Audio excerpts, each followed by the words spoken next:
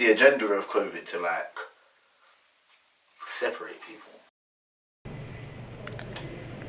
I have been diagnosed with BPD and bipolar disorder since the last 5 years, so it started from 2017. And it was a very hard time for me since all these long time. So I've always been a naughty little kid. No, well, in terms of society, I've always been a naughty little kid. No, well, in terms of society, I've always been quite a hard kid to handle.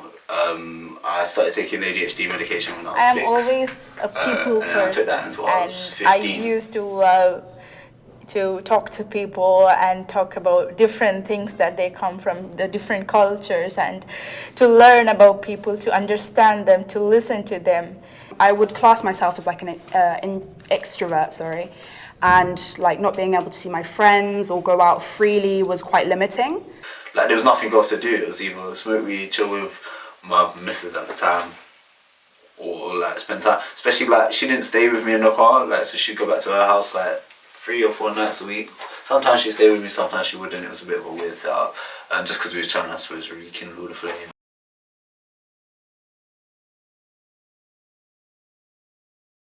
The COVID made it more worse because I couldn't talk to anyone, and I was confined into a single space where it's just my parents and my sibling.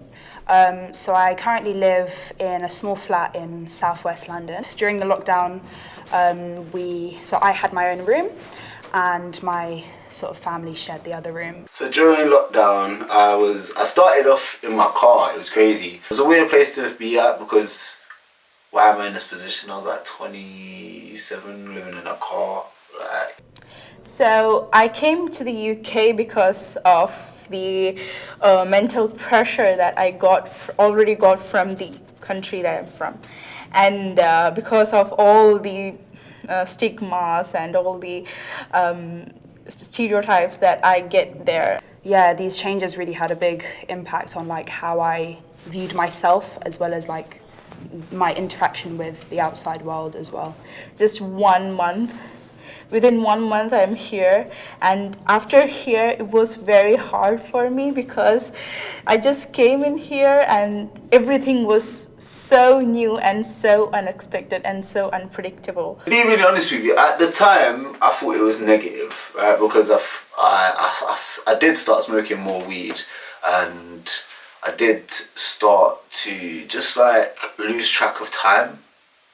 There was no structure to weeks, months, what times, day. You didn't need to have all of that, so it kind of like left me a bit lost feeling. My baby was due, who's now 1 year and 4 months old. He was due around those times. And then later on during the lockdown, my mum had her baby because she was pregnant, and so my baby sister sort of joined the equation later on during the pandemic. I was waking up, like my missus wasn't really sleeping. We was in like emergency accommodation after that, but it wasn't that nice. It was like in a little dingy basement, right? And I used to wake up, and when I used to wake up at like 3 o'clock in the morning, we didn't have Sky or anything like that. My Xbox didn't really have no games or nothing, so there was nothing to do, and I didn't want to wake her. So I used to go for walks, like 2-hour walks at like 3 in the morning. I was told to confine into that small room in our university hall, and I couldn't even open the blind to see the mere sunlight. So it was all darkness, all silence. So everything together made me feel so helpless and lonely that it was very hard for me to cope with it, and I started getting series of panic attacks because of that as well.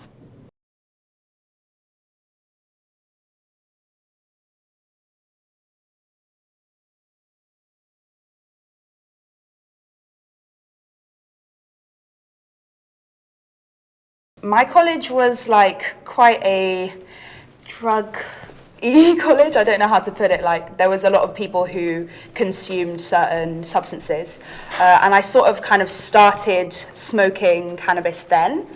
And so when the lockdown stopped, I kind of continued it as some sort of form of escape sort of thing, but I didn't see it as a big issue. And then so during the lockdown, I started to pick up more, I guess. And yeah, I started like smoking every day, which was quite bad for my health. But mentally, I was fine up until like perhaps a few months down in the pandemic. Yeah, so smoking, it was the only thing that there was to do. Like, really, like, I mean, obviously there's other drugs. I think all drug intake kind of went up. Like, cocaine went up quite a bit. It got even more expensive. Just anything to get away from the reality of life, you know, like, there's nothing to do, there's no work, there's nowhere to go, but I can smoke weed and go on a cheap holiday right now, you know what I mean? So the tipping moment was really just like a psychological like penny drop, as it were, like understanding that I won't be doing this forever, and that there's something that I can do now to change it. And yeah, the dependency was quite evident in the end. Yeah, so in that month when I stopped smoking, very bad appetite, couldn't eat really unless I smoked. And like, I remember one time I was really wearing away, so I did smoke, so I'd eat one day, and I was absolutely majorly affected by it. So a lot of sort of outside influences led me to making this decision. So the 10-day withdrawal was, at first it was okay, until about the 5-day mark, and then I was like really starting to crave it. I had some like headaches and like certain symptoms that you might get, and it was around the 10-day mark where I just couldn't really take it. And I remember I was sitting in my room, and all of a sudden I just like started screaming and crying and had this big breakdown. And obviously my mum couldn't really understand why, so I just kept telling her it was nothing, I don't know why it happened. Obviously I knew the real reason, but I remember like being really scared and just like afraid sort of like of myself, because I'd never really had a breakdown like that. And I remember just laying in bed, and I had a thought, it's kind of emotional at the moment, but I had a thought like, look in the mirror, which was really strange. And I just felt scared to look at myself, or like to acknowledge that I had taken this break, or I don't know, even begun smoking in the first place. So I did feel really guilty. I couldn't talk to my parents because of the time difference, because it was like, you know, a very big time difference from the UK and India. So I couldn't talk to my parents correctly, and I couldn't talk to my friends back in India. My intake did go up, and then I got pulled over and arrested for smoking weed whilst driving. I wasn't actually driving, I was parked up smoking weed, and then I got arrested and taken to the thingy, and I was talking to the policeman on the way, and I was like, you lot have no idea what it's like to live like being me with ADHD, do you know what I mean? Like, I've got 1,001 thoughts going on in my head 24/7, I smoke weed to calm it down, I can still smoke weed, and I'll still have more thoughts than any normal person, right?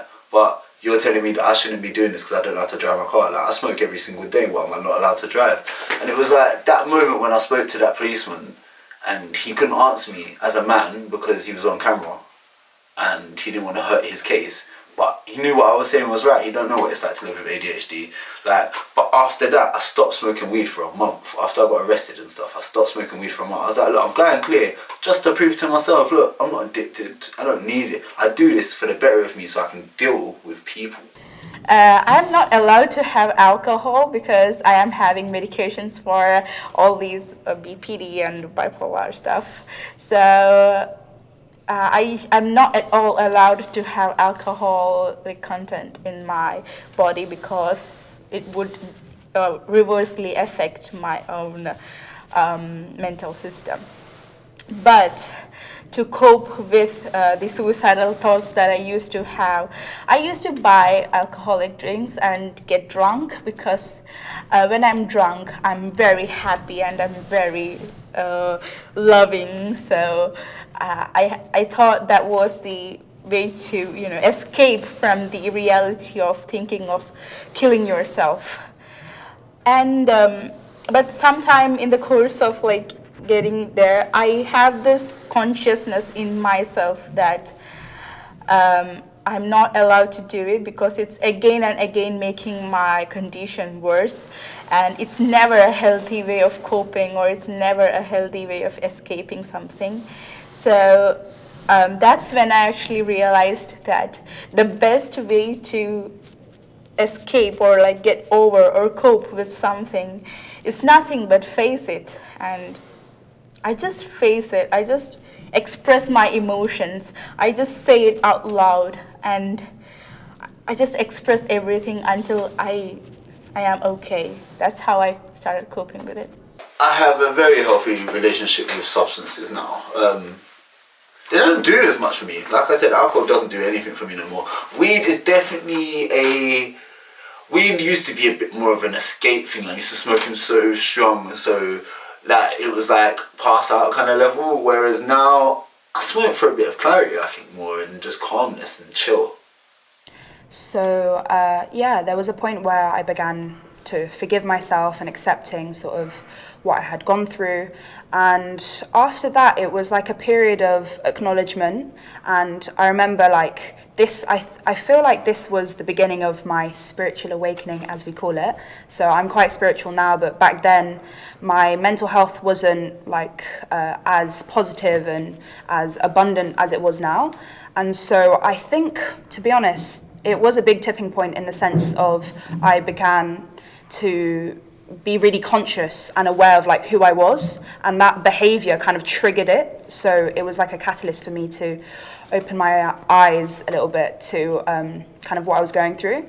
I think also cannabis in itself is quite a mind-opening drug. So I always was kind of skeptical or questioned things whenever I was high. So I think those thoughts sort of led up to this sort of awakening, as it were, to like understanding that I kind of was a being on this earth that had gone through something traumatic, and that sort of turned, like flipped on its head and became a really positive thing. And so afterwards, yeah, as I began accepting myself and forgiving myself, I sort of had a better relationship with who I was, and I didn't feel as guilty because I knew that that experience like was for a reason. It happened for a reason for me to be at this point now.